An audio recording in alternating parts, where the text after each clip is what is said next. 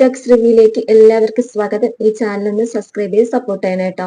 Patharamattu serial ഇന്നത്തെ എപ്പിസോഡിൽ അനാമിക ദേവയാനിയോട് പറയുന്നുണ്ട്, അവളുമാർക്ക് എന്തോ ഒരു ഭാഗ്യമുണ്ട് അമ്മേ, അല്ലെങ്കിൽ ഇങ്ങനെയൊക്കെ സംഭവിക്കുമോ?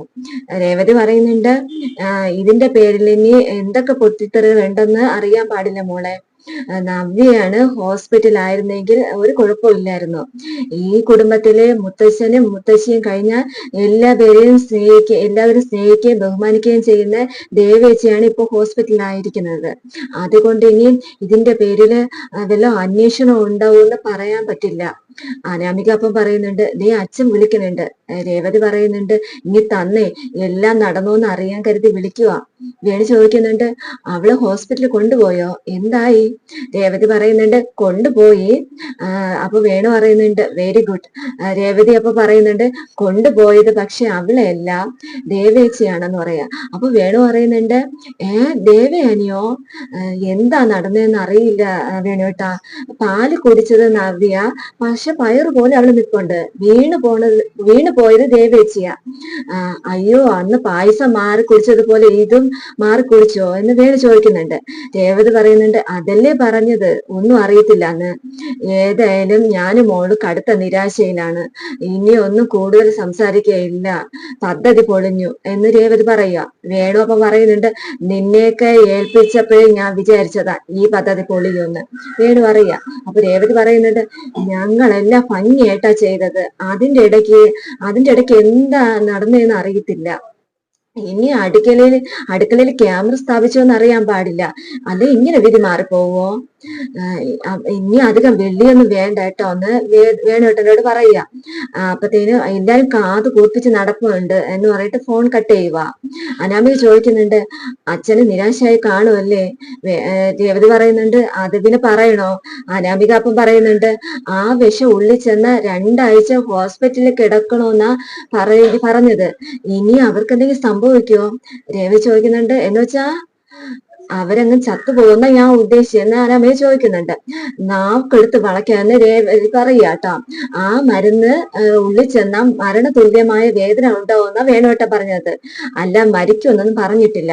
അപ്പൊ അനാമിക പറയുന്നുണ്ട്, നമ്മളിലേക്ക് സംശയം നീളാതിരിക്കാൻ നോക്കണം. അപ്പൊ രേവതി പറയുന്നുണ്ട്, അതിനുള്ള വഴിയാ നമ്മളിനി നോക്കേണ്ടത്. ആദർശ വിഷം സഹിക്കാനാവാതെ ഐസിൽ കൂടെ ഇങ്ങനെ ദേവേനെ അകത്തോട്ട് നോയിക്കൊണ്ടിരിക്കും ആദർശ്. ജയം പറയുന്നുണ്ട്, നിന്റെ അമ്മയ്ക്ക് നല്ല ക്ഷീണം ഉള്ളത് കൊണ്ട് രാത്രിയിൽ ഒരു ഗ്ലാസ് പാല് കുടിക്കണമെന്ന് ഞാൻ നിർബന്ധിച്ച് പറഞ്ഞിരുന്നു. ആ പാല് കുടിച്ചിട്ടാ അവള് വന്നത്. അപ്പൊ നയന പറയുന്നുണ്ട്, ഞാൻ ചേച്ചിക്ക് വെച്ചിരുന്ന പാലായിരിക്കുമല്ലോ അപ്പൊ അമ്മ കുടിച്ചത്. ഞാൻ കാച്ചി വെച്ചിരുന്ന പാല് പിന്നെ അവിടെ ചെന്ന് നോക്കിയപ്പോ കണ്ടില്ലായിരുന്നു. പിന്നെ വേറെ പാലെടുത്ത് കാച്ചി കൊടുക്കായിരുന്നു. അപ്പൊ ആദർശ് പറയുന്നുണ്ട്, ആ പാല് കുടിച്ചെന്ന് കരുതിയിട്ട് അമ്മയ്ക്ക് ഇങ്ങനെയൊക്കെ സംഭവിക്കുമോ?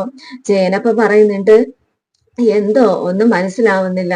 അപ്പം നയനയുടെ ഫോണിലോട്ട് കോള് വരാം കേട്ടോ. നയന പറയുന്നുണ്ട്, ചേച്ചിയാന്ന്. നയന ചോദിക്കുന്നുണ്ട്, ഹലോ ചേച്ചി. നവ്യ ചോദിക്കുന്നുണ്ട്, എന്തായി? നയന പറയുന്നുണ്ട്, ഐസിയിലെ അമ്മ, ഡോക്ടർ ഇതുവരെ ഒന്നും പറഞ്ഞില്ല. നവ്യ പറയുന്നുണ്ട്, മൊത്തത്തില് നിന്നെ പ്രതിയാക്ക മാതിരിയാ ഇവിടെ ഉള്ളവരുടെ എല്ലാരും സംസാരം. നവ്യ ഇതെല്ലാം ഒളിഞ്ഞു നിന്ന് അനാമികയും രേവതിയും കേട്ടിട്ട് ഇങ്ങനെ നിൽപ്പുണ്ട് കേട്ടോ.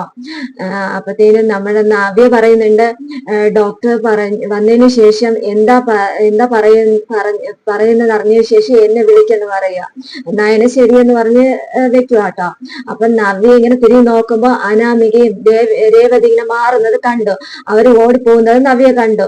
അപ്പൊ നവ്യ പറയുന്നുണ്ട്, ഓരോന്ന് ഒപ്പിച്ച് വെച്ചിട്ട് മറഞ്ഞു നിന്ന് നോക്കുവോ ചിലയിനങ്ങൾ, അവള് മാറി തന്നെയായിരിക്കും ഇതിന് പിന്നില് എന്നിങ്ങനെ നവ്യ ഇങ്ങനെ പറയുന്നുണ്ട്. ഡോക്ടർ ഐസിന്ന് പുറത്തിറങ്ങിയിട്ട് ജയൻ ചോദിക്കുന്നുണ്ട്, എന്താ ഈ ഡോക്ടർ? അപ്പൊ ഡോക്ടർ പറയുന്നുണ്ട്, ജയനോട് ചോദിക്കുന്നുണ്ട് ഡോക്ടർ, ഫാമിലി ഇഷ്യൂസ് എന്തെങ്കിലും ഉണ്ടായിരുന്നോ? ജയൻ പറയുന്നു, ഇല്ല, സൂയിസൈഡിന് ശ്രമിച്ചതുപോലെ തോന്നുന്നതിന് ഡോക്ടർ പറയുക. ഇത് കേൾക്കുമ്പോൾ ജയനും ആദർശം നയനയൊക്കെ ഇങ്ങനെ ഒരു ഞെട്ടല് പോലെ ഇങ്ങനെ നോക്കുന്നുണ്ട്.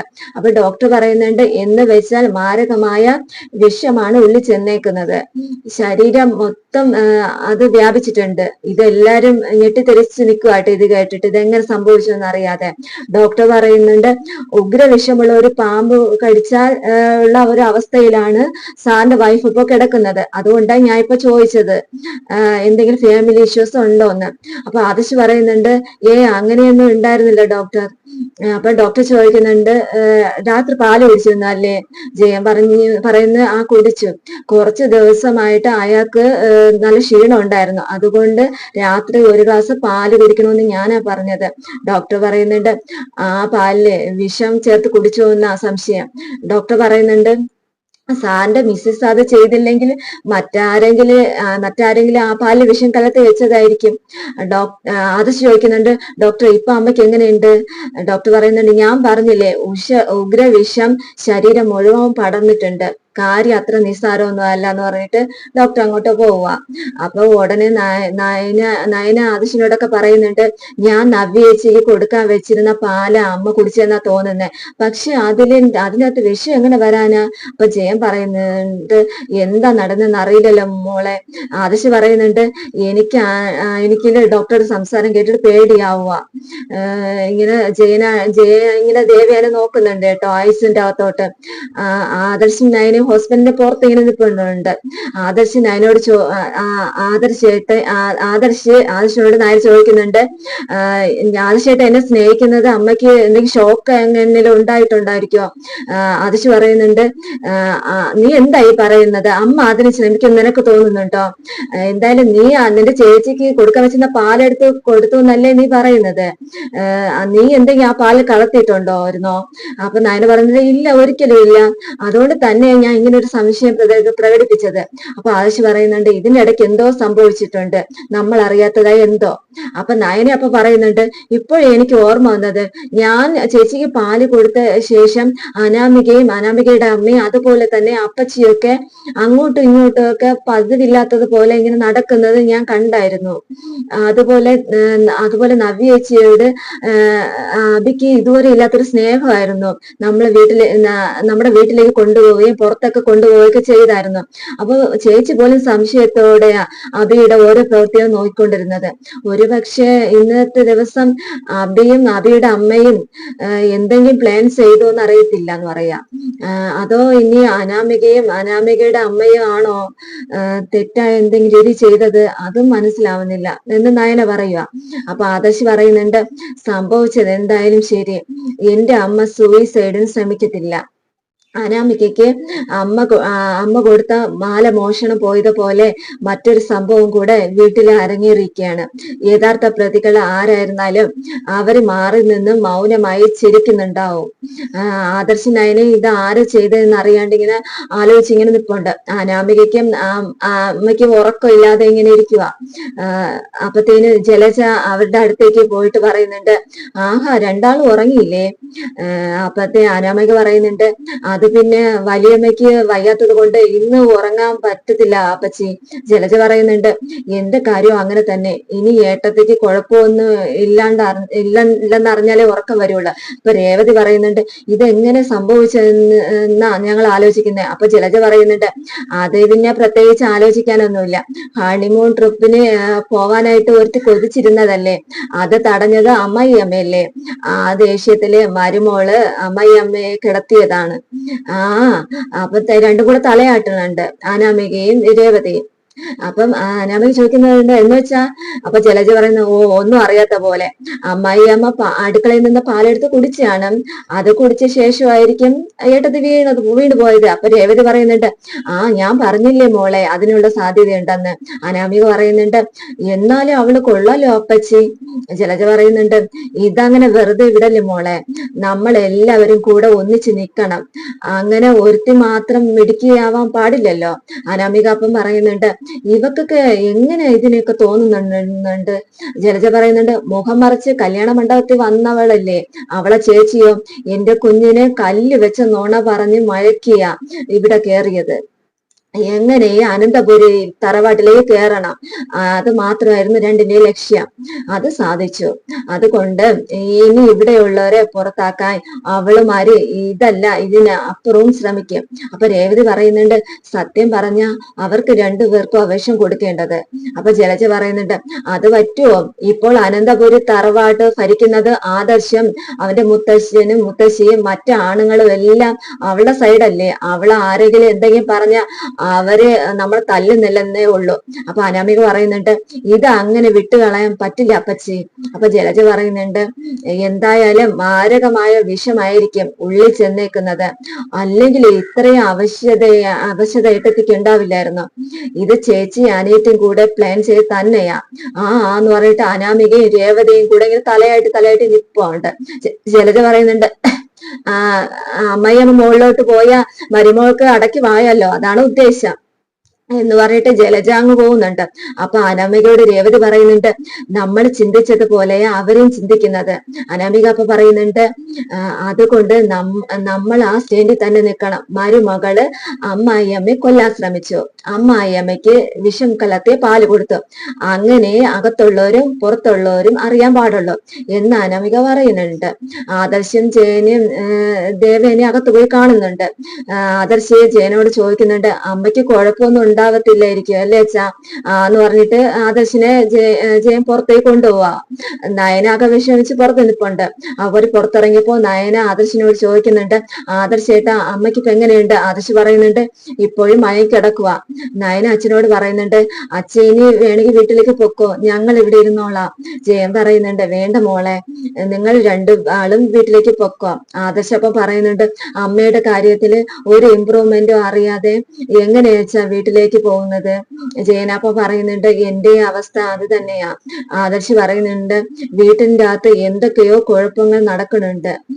ഈ അടുത്ത ദിവസമാ പായസം കുടിച്ചിട്ട് അനാമികയും അവരുടെ അമ്മയും അച്ഛനും കൂടെ വീട്ടിന്റെ അകത്ത് കിടന്ന് ഓടിയത്. ജയൻ പറയുന്നുണ്ട്, ആരെയും മോനെ സംശയിക്കേണ്ടത്? ആദർശ് പറയുന്നുണ്ട്, വീട്ടിനകത്ത് എനിക്ക് ഓർമ്മ വെച്ച കാലം മുതൽക്ക് ഇത്രമാത്രം ചെയ്യാൻ മടിയില്ലാത്തത് അബിക്ക് അപ്പച്ചിക്കുക. അതിന്റെ കൂടെ ഇപ്പം പുതിയ മരുമോളും ചേർന്നിട്ടുണ്ട്. നയന പറയുന്നുണ്ട്, ഞാൻ കാച്ചി വെച്ചിരുന്ന പാല് കുടിച്ചിട്ട് അമ്മയ്ക്ക് ഇങ്ങനെ സംഭവിച്ചില്ല, എനിക്ക് വിഷമം.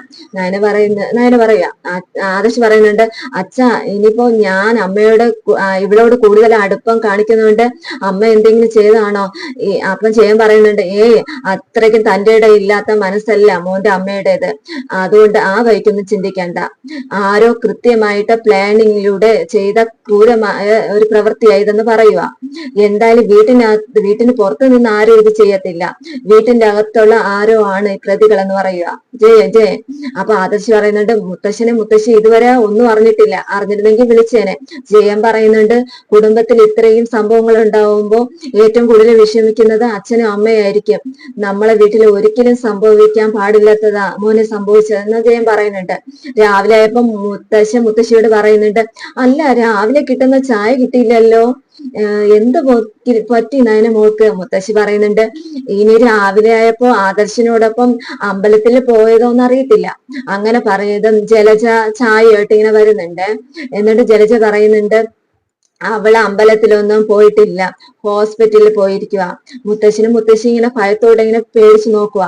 ജലജ രണ്ടുപേർക്കും ഇങ്ങനെ ചായ കൊടുക്കുന്നുണ്ട്. മുത്തശ്ശി ചോദിക്കുന്നുണ്ട്, എന്ത് പറ്റി? തലചുറ്റൽ എന്തെങ്കിലും ഉണ്ടായോ? മോള് വിശേഷം എന്തെങ്കിലും അറിയിച്ചോ? ജലജയപ്പ പറയുന്നുണ്ട്, മോളല്ല വിശേഷം അറിയിച്ചത്, ഏട്ടത്തിയാ. അപ്പത്തേനും മുത്തശ്ശിയും കൂടെ ഇങ്ങനെ നോക്കുവോ ഞെട്ടലോടെ. മുത്തശ്ശി പറയുന്നുണ്ട്, നീ എന്തൊക്കെ ഈ ജലജ ഇതൊക്കെ പറയുന്നേ? അപ്പൊ ഇന്നലെ രാത്രി ഒന്നും നടന്നത് അച്ഛനമ്മ അറിഞ്ഞില്ലേ? ഇന്നലെ രാത്രി ഏട്ടത്തി ഇവിടെ മരണ വെപ്രാളം കാണിക്കുകയായിരുന്നു. മുത്തശ്ശി ഉടനെ ചോദിക്കുന്നത്, ദേവേനിക്ക് എന്ത് പറ്റി? രാത്രി ഒരു ഗ്ലാസ് പാല് കുടിച്ചെന്നാ പറഞ്ഞു കേട്ടത് എന്ന് ജലജ പറയുക. അതിനുശേഷം എന്താ സംഭവിച്ചതെന്ന് ആർക്കും അറിയില്ല, വേദന കൊണ്ട് പൊളയായിരുന്നു ഏട്ടത്തി. മുത്തശ്ശി ചോദിക്കുന്നുണ്ട്, ദേവേനിക്കിപ്പോ എങ്ങനെയുണ്ട്? ജലജ പറയുന്നുണ്ട്, അതൊന്നും അറിയത്തില്ല, ഹോസ്പിറ്റലാണ്. അപ്പൊ മുത്തശ്ശൻ പറയുന്നുണ്ട് 2 ദിവസമായിട്ട് അവർക്ക് നല്ല ക്ഷീണം ഉണ്ടെന്ന് ജയൻ പറയുന്നുണ്ടായിരുന്നു. മുത്തശ്ശി അപ്പൊ പറയുന്നുണ്ട് അത് സത്യവാ, നല്ല അവശത ഉണ്ടായിരുന്നു. ഭഗവാന്റെ പേര് പറഞ്ഞ് അനാവശ്യങ്ങളൊന്നും കാണിക്കരുതെന്ന് ഞാൻ സൂചിപ്പിച്ചതാ. ആദർശിനെയും നയനെയും 2 മുറിയിലാക്കാൻ വേണ്ടിയിട്ട് മനഃപൂർവ്വം ആദർശിനെ കൊണ്ട് 41 ദിവസത്തെ വ്രതം എടുപ്പിച്ചതാ എന്ന് മുത്തശ്ശൻ പറയുക. അപ്പൊ മുത്തശ്ശി പറയുന്നുണ്ട് ഇനി അങ്ങനെയൊന്നും പറയണ്ട. മുത്തശ്ശൻ പറയുന്നുണ്ട് പറയാതിരുന്നിട്ട് എന്ത് പ്രയോജനം? ദൈവങ്ങളെ മറയാക്കിയിട്ട് തെറ്റ് ചെയ്യാൻ നോക്കിയാ ദൈവങ്ങൾ ക്ഷമിക്കുവോ? ജലജ അപ്പൊ പറയുന്നുണ്ട് ഏതായാലും അങ്ങനെ സംഭവിച്ചതില് ഇവിടെ രണ്ടുപേർക്കും സന്തോഷമായിരിക്കും, ഏട്ടത്തിയുടെ മരുമകൾക്കും എന്റെ മരുമകൾക്കും. മുത്തശ്ശനപ്പൊ പറയുന്നുണ്ട് അവർക്ക് അങ്ങനെയൊന്നും കാണത്തില്ല, പ്രത്യേകിച്ച് നായനമോക്ക്. ഈ അമ്മ മരുമോളെ തെറ്റിദ്ധരിച്ച് ഓരോന്ന് പറയും പ്രവർത്തിക്കുകയും ചെയ്യുന്നതാണ് അവളുടെ പരാജയം. അത് ഇതുവരെ അവൾ മനസ്സിലാക്കിയിട്ടില്ല. മുത്തശ്ശി പറയുന്നുണ്ട് ദേവയാനിക്ക് ഇനി കൂടുതലാണോന്ന് അറിയില്ലല്ലോ. മുത്തശ്ശൻ പറയുന്നുണ്ട് ലോ പ്രഷറുള്ള കൂട്ടത്തിലെ ദേവയാനി, പിന്നെ മണ്ഡലകാലം ആയതുകൊണ്ട് രാവിലെ തന്നെ കുളിയൊക്കെ ഉണ്ട്, അതും പ്രശ്നമാണ് മുത്തശ്ശൻ പറയുന്നുണ്ട്. അപ്പൊ ജലജ പറയുന്നുണ്ട് എന്തായാലും ഇന്നലത്തെ വെപ്രാളം കണ്ടിട്ട് ഏട്ടത്തിയുടെ കാര്യം കുറച്ച് സീരിയസാ. ഇങ്ങനെ പറഞ്ഞിട്ട് ജലജ പോവുക. രാവിലെ തന്നെ രേവതിയും അനാമികയും ഗൂഢമായി ചർച്ചയിൽ ഇങ്ങനെ ഇരിക്കുക. അപ്പൊ നമ്മുടെ നവ്യ അവരുടെ അരികിലേക്ക് ഇങ്ങനെ ചായയായിട്ട് ഇങ്ങനെ കുടിച്ചു പോവുക. അപ്പത്തെ ചായ കുടിച്ചുകൊണ്ടിരിക്കുന്ന നവ്യയോട് രേവതി പറയുന്നുണ്ട് ഏതായും മരുമോള് അമ്മായിയമ്മക്ക് എടുത്തു കളഞ്ഞല്ലോ. അപ്പൊ നവ്യ പറയുന്നുണ്ട് മരുമോളല്ല, ഈ വീട്ടിലെ മറ്റേതോ ജീവികളാ ഇതിന് പിന്നിലെന്ന് നവ്യ പറയുന്നുണ്ട്. അനാമിക ഉടനെ പറയുക ആ ജീവിയുടെ പേരാണ് മരുമോളെന്ന് ഇങ്ങനെ പറയുക. അപ്പൊ നവ്യ പറയുന്നുണ്ട് നീ ഒന്ന് ചുമ്മാതിരിക്കടി, നയന എനിക്ക് വേണ്ടിയിട്ടാണ് ആ പാല് കാച്ചി വെച്ചത്. ആ പാല് എനിക്ക് തരുന്നതിന് മുന്നേ ആരോ എടുത്ത് കുടിച്ച്, അത് ആരാന്ന് അറിയത്തില്ലായിരുന്നു. ഇപ്പൊ ഇതൊക്കെ സംഭവിച്ചതിന് ശേഷമാണ് ആദർശേട്ടന്റെ അമ്മയാണ് ആ പാല് കുടിച്ചതെന്ന് മനസ്സിലായത്. അപ്പൊ രേവതി പറയുന്നുണ്ട് എന്തായാലും അവൾ തിളപ്പിച്ച് വെച്ച പാല് കുടിച്ചപ്പോഴാണല്ലോ ദേവേൻ ചേച്ചി വീണത്. അപ്പൊ നവ്യ പറയുന്നുണ്ട് രണ്ടാളും അവളെ പ്രതിയാക്കാൻ നോക്കണ്ട. അന്ന് നയന നല്ലതുപോലെ പാൽ പായസം ഉണ്ടാക്കി വെച്ചപ്പോ അതില് മായം കലർത്തിയത് ആരൊക്കെയാണെന്ന് എനിക്കറിയാം. അനാമിക അപ്പം പറയുന്നുണ്ട് നിനക്കൊന്നും അറിയത്തില്ല, നീയും നിന്റെ അനിയത്തിയും കൂടെ ചെയ്യുന്ന പ്രവർത്തികൾ മറ്റുള്ളവരുടെ തലയിൽ വെക്കാനാണ് നീ ശ്രമിക്കുന്നത്. അപ്പൊ നവ്യ പറയുന്നിട്ട് ഒരിക്കലും അല്ലടേ, ഞാൻ അതൊക്കെ മറഞ്ഞു നിന്ന് കണ്ടിട്ടാ നീയൊക്കെ മായം കലർത്തിയ പാലില് ഞാൻ മാറ്റിയത്. അപ്പൊ അനാമിക ഇങ്ങനെ രേവതി മൂത്തൊക്കെ ഇങ്ങനെ നോക്കുന്നുണ്ട്. അതായത് നീയും നിന്റെ അമ്മയും കുഴിച്ച കുഴിയിൽ നിങ്ങൾ തന്നെ വീണു എന്ന് നവ്യ പറയുന്നുണ്ട്. അതുകൊണ്ട് കൂടുതലൊന്നും ഇവിടെ ആരും സംസാരിക്കണ്ട. ഇത് കേട്ടോണ്ട് വന്ന മുത്തശ്ശനും മുത്തശ്ശിയും വരുന്നുണ്ട്. അപ്പൊ മുത്തശ്ശി ചോദിക്കുന്നുണ്ട് എന്താ ഇവിടെ? അനാമിക ഉടനെ പറയുന്നിട്ട് മുത്തശ്ശ ഇന്നലെ രാത്രിയും ഇവളുടെ അനിയത്തിയ ഇവക്ക് പാല് ചൂടാക്കി വെച്ചത്, അതാ വലിയമ്മ കുടിച്ചത്. മുത്തശ്ശി അപ്പൊ പറയുന്നുണ്ട് സംസാരിക്കുമ്പോൾ അതിൻ്റെതായ നിലവാരം വേണം. ഇവള് അവളെന്നൊക്കെ വിളിക്കാൻ അനാമികയുടെ താഴെയുള്ളതല്ല, നവ്യയും നയനയും ഏട്ടത്തിമാരാണ്. അപ്പൊ അനാമിക പറയുന്നുണ്ട് സോറി മുത്തശ്ശ, വലിയമ്മ ഹോസ്പിറ്റൽ ആയതിന്റെ വിഷമത്തില ഞാൻ അങ്ങനെയൊക്കെ പറഞ്ഞത്. അപ്പൊ രേവതി അപ്പൊ പറയുന്നുണ്ട് ദേവേനി ചേച്ചിയെ മോക്ക് ജീവനാണ് സാറേ. മുത്തശ്ശനപ്പൊ പറയുന്നുണ്ട് ആയിക്കോട്ടെ, അതിന് വ്യക്തമായ തെളിവില്ലാതെ ഒരാളെ വിമർശിക്കുന്നത് ശരിയല്ലല്ലോ. അപ്പൊ രേവതി പറയുന്നുണ്ട് നവ്യക്ക് കൊടുക്കാൻ വെച്ചിരുന്ന പാല കുടിച്ചെന്ന് പറയുന്നുണ്ട്. അപ്പൊ നവ്യ പറയുന്നുണ്ട് അത് ശരിയാ മുത്തശ്ശി, എനിക്ക് തരാന് ആ പാല് ചൂടാക്കി വെച്ചത്. പിന്നെ അവൾ ചെന്ന് നോക്കും ആ പാല് കണ്ടില്ല, പിന്നെ അവൾ വേറെ പാലെടുത്ത് ചൂടാക്കിയ എനിക്ക് കൊണ്ടു തന്നത്. ഇങ്ങനെ നവ്യ പറയുമ്പത്തേനും അനാമിക ഇങ്ങനെ കള്ളിയെ പോലെ ഇങ്ങനെ പേടിച്ച് ഇങ്ങനെ നോക്കി നിൽക്കുക. അപ്പം ഇതാണ് കേട്ടോ ഇന്നത്തെ എപ്പിസോഡ്. എല്ലാരും ഈ ചാനൽ ഒന്ന് സബ്സ്ക്രൈബ് ചെയ്ത് സപ്പോർട്ട് ചെയ്യണം കേട്ടോ.